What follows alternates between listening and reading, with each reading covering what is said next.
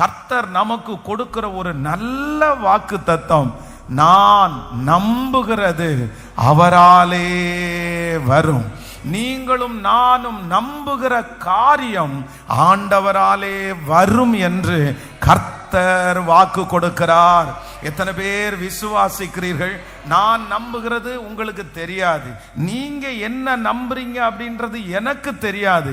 ஆனா நான் விசுவாசிக்கிறேன். நாம் எல்லாரும் எதை நம்புகிறோம் என்று ஆண்டவர் அறிந்திருக்கிறார். கர்த்தர் இன்று கிருபையாய் வாக்கு கொடுக்கிறார். நீங்கள் எந்த காரியத்தை நம்புகிறீர்களோ அந்த காரியம் அவரால் வந்து சேரும். நீங்க நம்புகிற காரியத்திற்கு தேவையான சூழ்நிலைகள் இல்லாமல் இருக்கலாம்.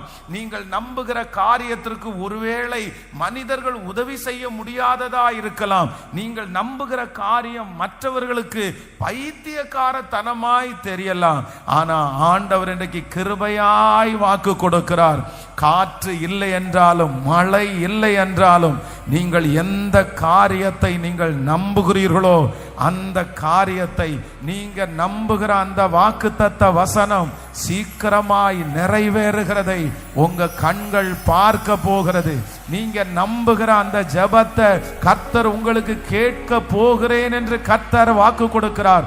நீங்கள் நம்புகிற அந்த குழந்தை பாக்கியம் உண்டாக போகிறது. நீங்கள் நம்புகிற அந்த பதவி உயர்வை கர்த்தர் உங்களுக்கு தருவேன் என்று கர்த்தர் வாக்கு கொடுக்கிறார்.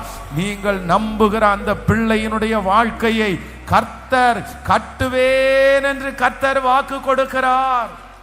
ஹல்லேலூயா. நான் நம்புகிறது அவராலே வரும்.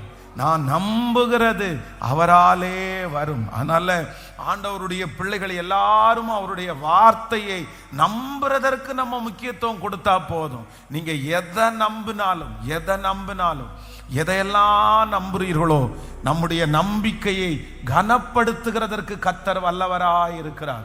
ஹல்லேலூயா. சூழ்நிலையை பார்த்து அல்ல, இருக்கிற எல்லா சிச்சுவேஷனை பார்த்து அல்ல, கர்த்தர் நம்மிடத்துல என்ன எதிர்பார்க்கிறார் என்றால், அவரை நம்புகிற ஒருவர் மேலும் குற்றம் சுமராது. ஆமென். உலகத்திலே இருக்கிறவர்கள் ஒரு நம்பிக்கையை உங்க முன்னாடி கொண்டு வருவாங்க. உலகத்திலே இருக்கிற சில ரிசல்ட்டுகள் உங்களுக்கு முன்பாக ஒரு நம்பிக்கையை வைத்திருக்கும்.